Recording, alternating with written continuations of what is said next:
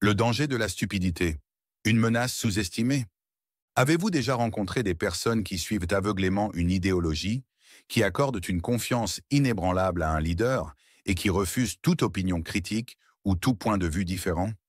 Ce phénomène est omniprésent aujourd'hui, dans les mouvements politiques, les groupes religieux, les médias sociaux et même dans les débats scientifiques. Mais qu'est-ce qui se cache réellement derrière cela? Pour mieux comprendre ce phénomène, il est essentiel d'examiner la théorie de la stupidité développée par le théologien allemand Dietrich Bonhoeffer.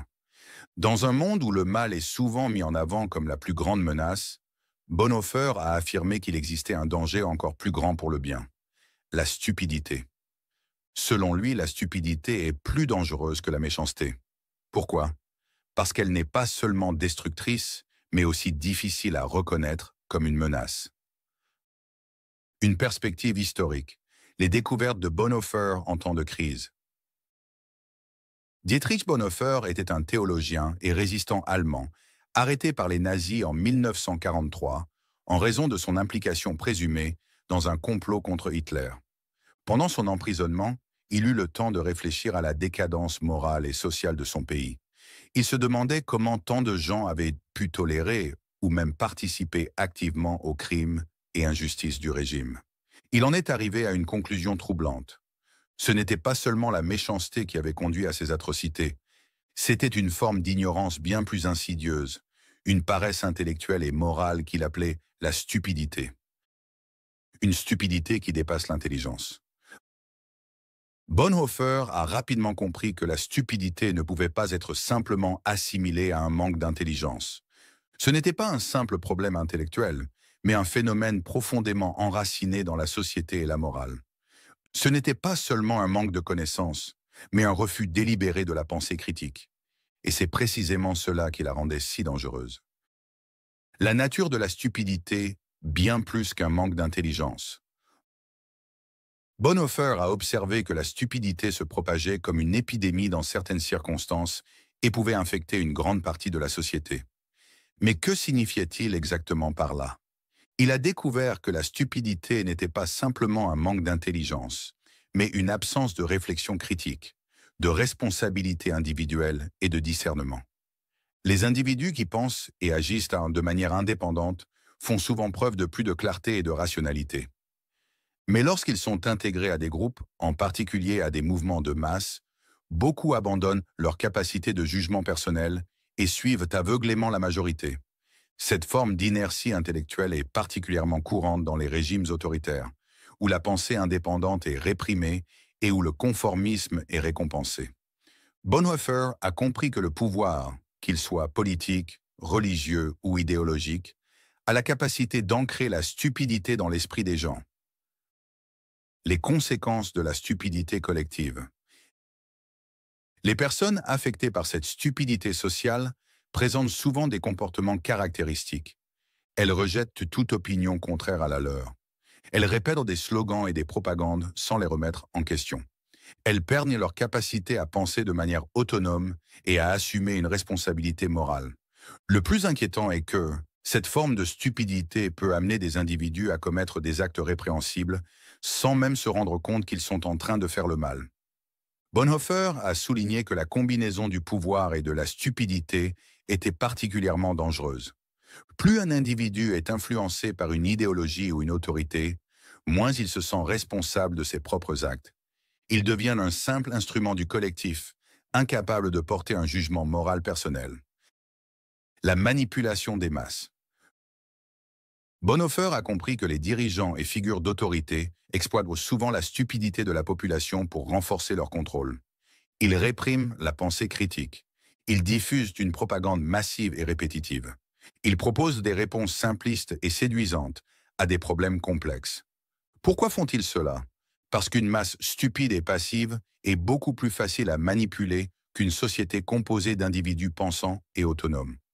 Ce phénomène nous rappelle un concept fondamental développé par Friedrich Nietzsche, la morale des esclaves. Nietzsche expliquait que de nombreuses personnes ne savent pas comment gérer leur propre liberté et préfèrent donc se soumettre volontairement à une autorité. Cette dynamique explique pourquoi tant d'individus renoncent à leurs responsabilités et acceptent aveuglément des idéologies simplistes au lieu de rechercher la vérité par eux-mêmes. La conséquence? Une personne qui cesse de penser cesse d'être un individu à part entière. Elle devient un simple rouage d'un système, d'une idéologie ou d'un appareil de pouvoir.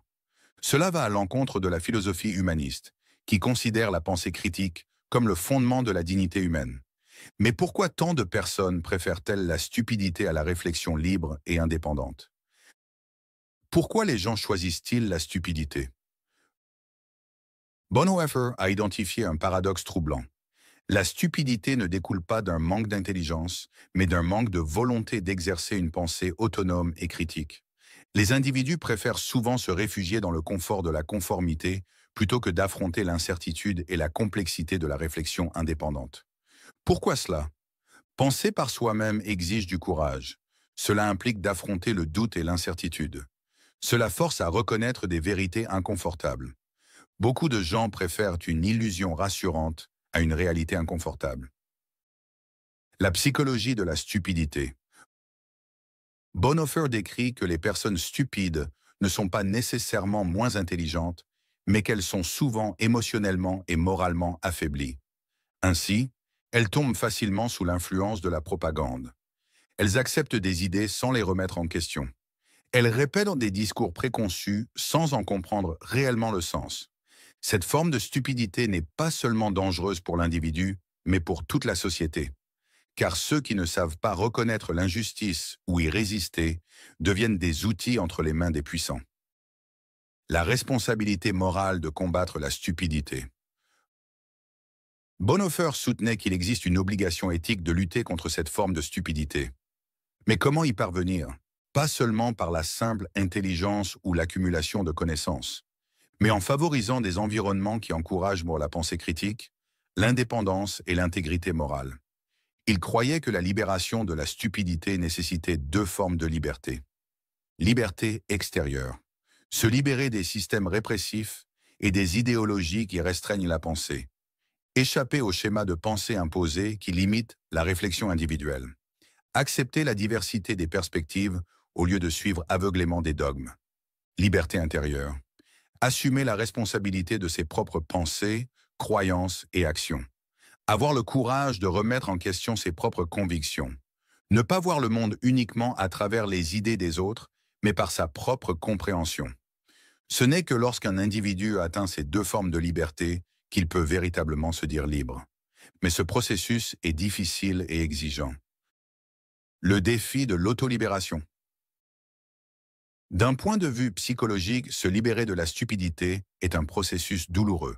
Cela signifie affronter ses propres peurs, doutes et insécurités. Mais c'est précisément le cœur de l'émancipation intellectuelle. La volonté de reconnaître ses propres faiblesses et de les transformer en force. La capacité de ne pas accepter des idées toutes faites, mais de les examiner avec lucidité.